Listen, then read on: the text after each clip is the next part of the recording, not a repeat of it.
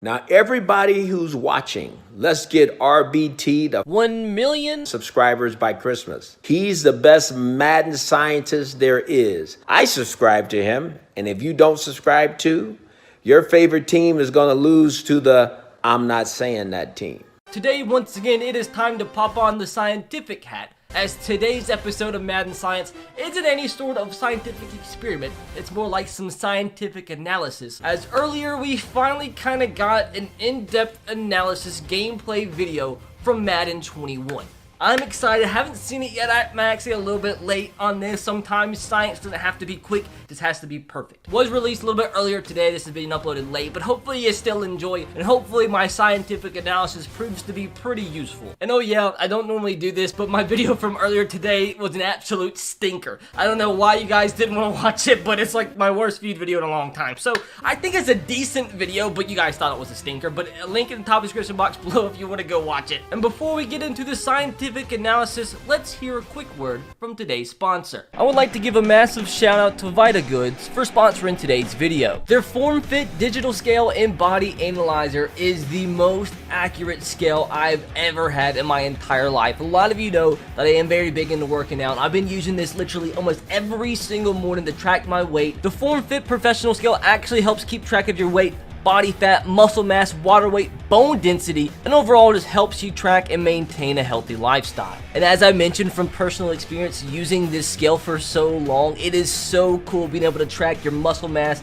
and your water weight, because sometimes when you're working out you might go up in weight, but it might be good weight, might be muscle mass, and it's really helped me keep control of what type of weight I'm losing, what type of weight I'm gaining, whether it be I'm losing water weight, losing fat, or gaining muscle, or maybe even losing muscle. And right now, if you click the link in the description box below and use the discount code RBT60, you can get 60% off of the form fit scale. Dude, 60% off, that is a massive deal, and you guys need to take advantage of it while you have the chance. Once again, you can go and purchase the Form Fit Scale by VitaGoods. If you click the link in the top of the description box below, use code RBT60 to get 60% off your order. Once again, shout out to VitaGoods and their Form Fit Scale for sponsoring today's video. With that said, let's get back into the rest of the video. Now finally, after all that's over with, time to go over the Madden 21 gameplay analysis video, provide my own analysis. I'm gonna try to pause it minimally, but there are gonna be some things I want to talk about. I don't know, to see what my heart's desiring to do throughout the video. And oh yeah, really quick, Zimba, come here.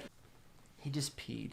He just pissed all over my hands. Trying to tell him, my poor buddy, he's got to get his balls chopped off in the morning. Poor thing. You're still gonna be my little buddy, right? Madden 21 official gameplay deep dive, PS4, Xbox One, PC. Let's go. Our goal in Madden 21 is to deliver complete control to our players on both sides of the ball.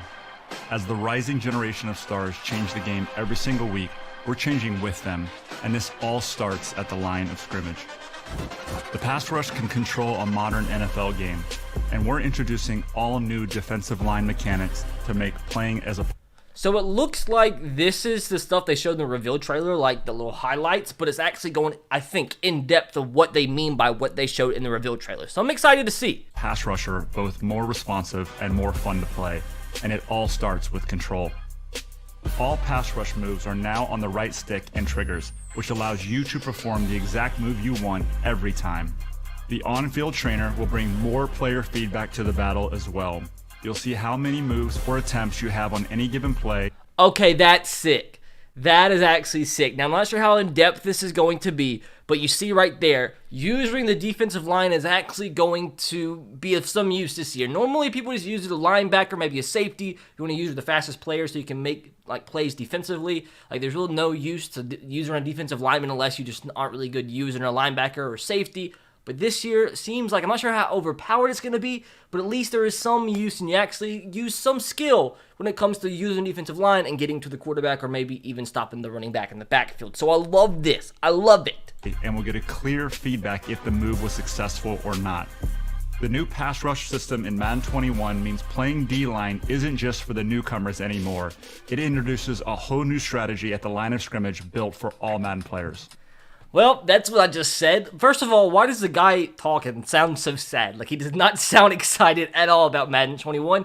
But it does look like, if we can go back, I'm wondering if you have a choice of what type of moves you can use at the D-line. Like you see right here, it says spin move. I'm wondering if you have to do them in a particular order, or if like you have complete control of what kind of move you do use at the line of scrimmage, whether it be a spin move, power move, etc. But maybe you only have 5 chances or so each time, each play. So I find that neat. The new Definitely do. Hopefully some of the moves aren't overpowered, and hopefully they're balanced. 21 means playing D-line isn't just for the newcomers anymore. But as long as it is based off your skill, I 100% do like this as an addition into Madden 21. It introduces a whole new strategy at the line of scrimmage built for all Madden players. Control on the offensive side of the ball is also getting an overhaul in Madden 21 with the skill stick ball carrier system. Like the superstars of this generation, we wanted to bring a new level of creativity and control to the field for our players to take advantage of. The right stick acts as your main control point between you, the defender, and the open field, and all the moves can be linked together to create exciting skill moves at any moment.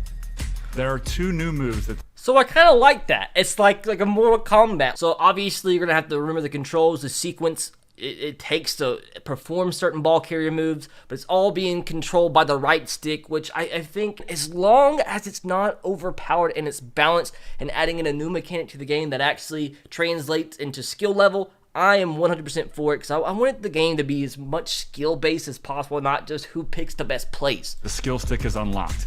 The side hurdle, or jurtle, and the dead leg. These are more representative of the moves we're seeing from today's top ball carriers, and they can be linked together with the traditional jukes and spins to create endless combinations. Specific animations will only be available to certain archetypes to ensure that only the best ball carriers in the league are breaking ankles on the way to the end zone. There you freaking go. Like I just said, players with specific archetypes will be able to perform these specific skill moves. Like, for example, a Derrick Henry shouldn't be able to have as good of a spin move as like a CMC. So that's just like self-explanatory. Once again, glad it's not completely overpowered. To slow down the run this year, new breakdown tackling controls will help bring the elite ball carriers to a halt, balancing out the run game on defense. There's 2 major changes to see here. The first being a much more authentic representation of how the defenders get into position to make the play. You'll see defenders, both user and AI controlled, break down like they would in the real world and prepare for contact. This eliminates the guided missile feeling to some tackling, as well as the more jarring tackle moments we may have seen previously.